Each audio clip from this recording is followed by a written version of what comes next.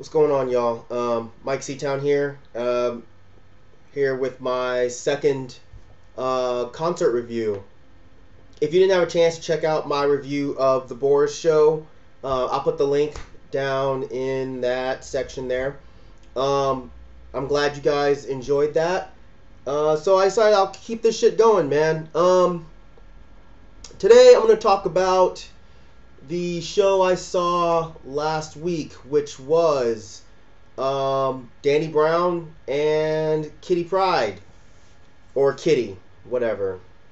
So they played at the same place as I saw Boris, the Masquerade, in the same small area.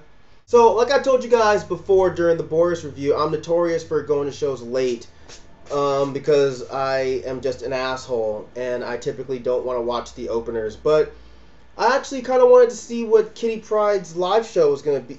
Excuse me, she goes by Kitty now. Just Kitty. So I wanted to see what Kitty's live show was going to be like. And so I got there a little bit earlier than I normally do. And I walked in perfect timing. Right as Kitty was starting her, I assume it was her first song. Maybe her second. Either one. First thing I did notice, there's quite a few black people here. And if you've ever been to an indie show in Atlanta, you'll know what I mean with my surprise. There's not typically a whole lot of black folks at indie hip-hop shows. I can't say that was a negative or a positive. I'm just saying, it was a fucking observation.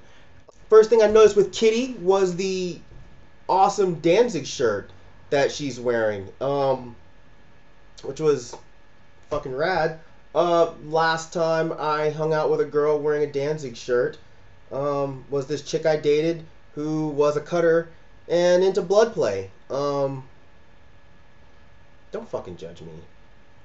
I don't know, she's kind of not what I expected. I'd never seen her live before, but I'm familiar with some of her music. I'm not really a fan of much of her music. I don't dislike it, but it's not really my thing. But I think it's interesting that she's doing something a little bit different.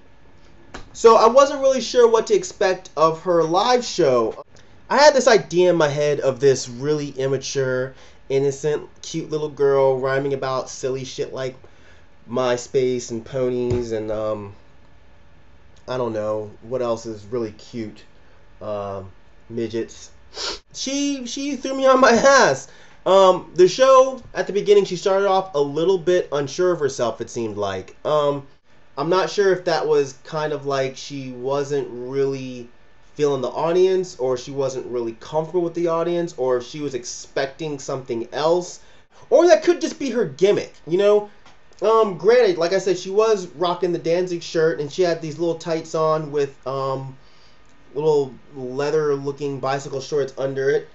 So I don't know, maybe that was her gimmick, like the cute little innocent act combined with the almost rocker fetish-ish looking outfit. I don't know. Either way, I'm just saying she started off a little timid, but pretty quickly she picked up, man. She got a little more comfortable. She started to, climb in the audience a little bit. She started to interact with the audience a little bit. She did her thing with trying to get the crowd hyped a little bit. But everything she did was in a very cutesy, stereotypical white girl kind of way. Like just, type of thing. And I think that kind of works for her. Her songs, a lot of the ones that she performed, I was not familiar with because I haven't listened to all of her music. I've listened to some, but some of it was cool. Some of it I wasn't into at all. Some of the songs made me say, okay, maybe I should go back and check out this girl's music.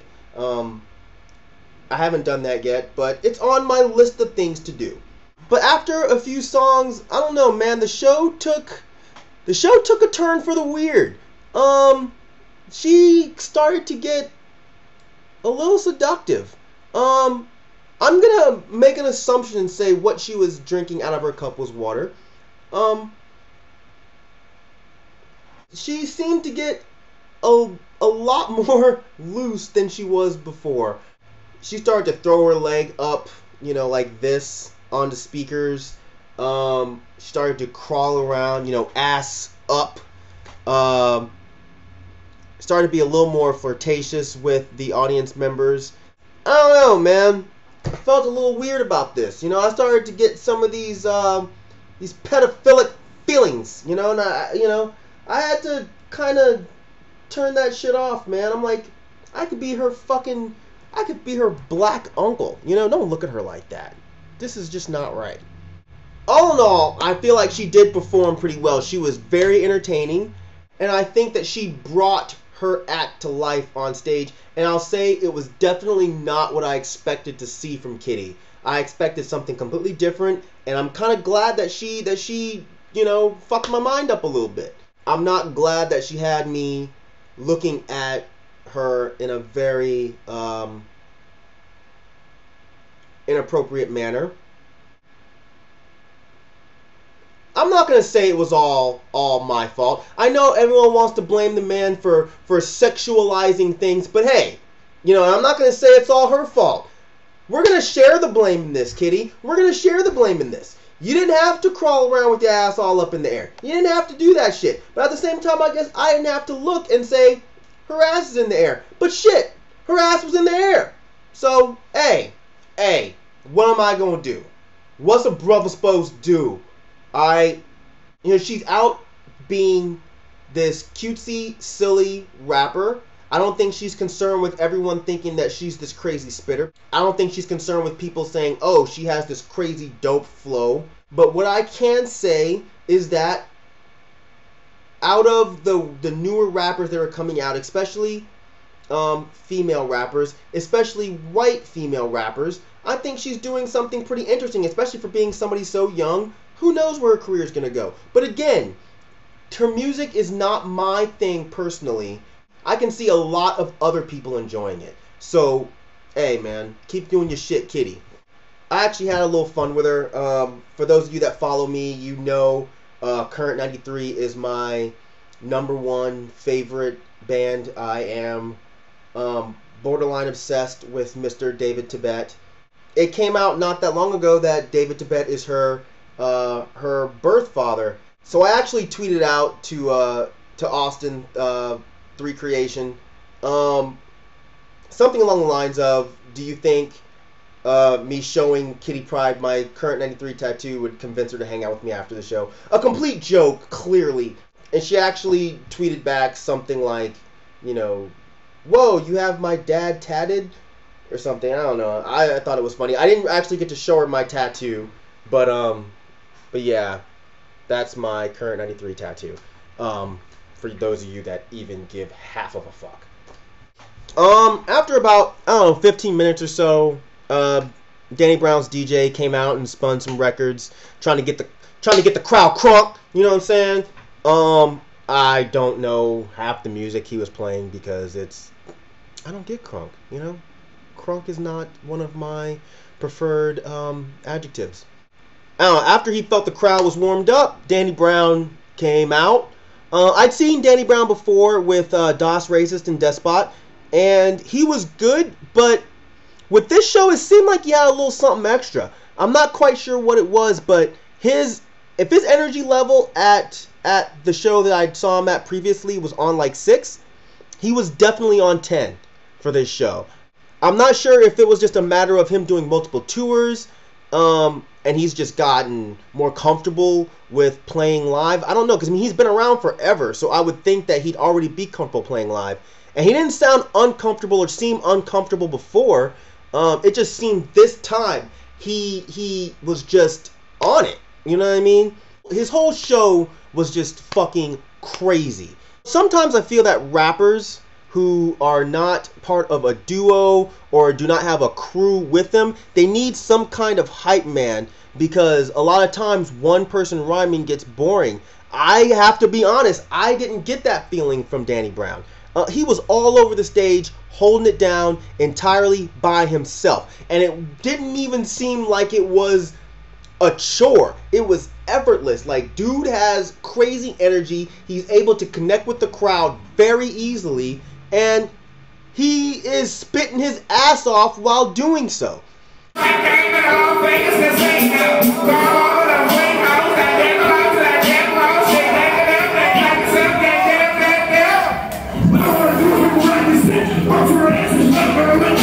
I thought it was interesting that he didn't automatically come out and immediately do a whole bunch of songs from XXX, which I think that's what a lot of people know him for. He started off with Jealousy, which is a relatively new song, and he killed that shit. He went through a few more newer tracks, like With It, Blueberry, Pills and Cocaine, whatever. After that, he then went on to do some of his songs from XXX, like I Will, What You Got to Lie For. He did that shit, Blunt After Blunt. I thought it was fresh as shit when he brought out Dopehead to do Bruiser Brigade.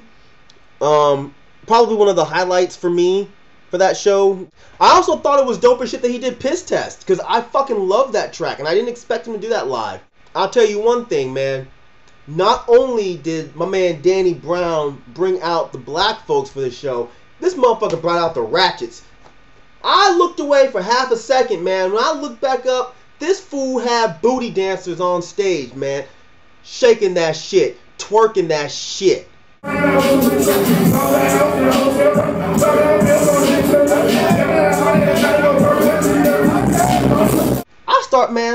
I start to reach in my pocket and grab some quarters, bruh, and start making it hail on them hoes, bruh.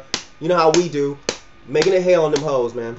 Overall, I gotta say, Danny Brown put on one of the better hip-hop shows that I've seen in quite some time. I was thoroughly entertained. He had the entire audience, not the entire audience, but a good majority of the audience just yelling back to him. He was very interactive with the crowd. He didn't pull that I'm the rapper, you're the audience shit. You watch me as I just fucking rhyme. Nah, man, he was very, very hands-on with dudes. And it didn't seem like that typical insincere, dapping up motherfuckers in the audience. It seemed like he was genuinely happy that motherfuckers were there to watch him. Now, I could be a fool. I could be falling for the trick. But I don't know. I think someone like Danny Brown, who's been around for so long and has been putting out quality music for so long, that finally hit that point where he's just, put on to a lot of people. I think he's probably grateful for that. I have to give him props for putting on a show that was not a typical rapper show. He didn't just walk around and just spit verses. He was spitting verses like he was going off. And him going off like that makes you more into it. When you see a rhymer, an MC that's just kind of walking around, that's just not really giving a fuck that you're there, he's just there to perform his songs, that makes you feel like there's not much of a reason for you to be there. Fuck, I just gave you my money, you took my money, and that's really it. I don't get anything from this. But Danny Brown, honestly, he got you hyped for the entire show. He was amped for the entire show. And I think that says something. An MC and a performer, I think they're two different things, man. And I'm glad to see Danny Brown has both. He's an MC and he's a dope performer.